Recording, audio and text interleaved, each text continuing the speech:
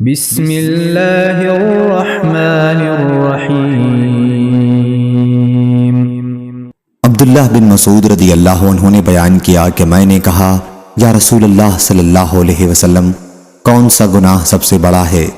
فرمایا یہ کہ تم اللہ تعالیٰ کا کسی کو شریک بناؤ حالانکہ اسی نے تمہیں پیدا کیا ہے۔ انہوں نے کہا پھر اس کے بعد؟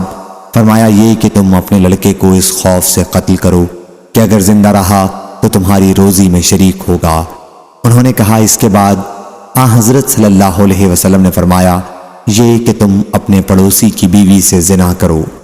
چنانچہ اللہ تعالیٰ نے بھی حضرت صلی اللہ علیہ وسلم کے اس ارشاد کی تائید میں یہ آیت والذین لا يدعون مع اللہ الہا آخر نازل کی کہ اور وہ لوگ جو اللہ کے سوا کسی دوسرے معبود کو نہیں پکارتے اور نہ وہ ناحق کسی کو قتل کرتے ہیں اور نہ وہ زنا کرتے ہیں۔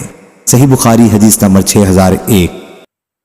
امام مالک رحمہ اللہ نے بیان کیا ان سے صفوان بن سلیم تابعی اس حدیث کو مرسلاً روایت کرتے تھے کہ حضرت صلی اللہ علیہ وسلم نے فرمایا بیواؤں اور مسکینوں کے لیے کوشش کرنے والا اللہ کے راستے میں جہاد کرنے والے کی طرح ہے، یا اس شخص کی طرح ہے جو دن میں روزے رکھتا ہے اور رات کو عبادت کرتا ہے۔ صحیح بخاری حدیث نمبر 6006۔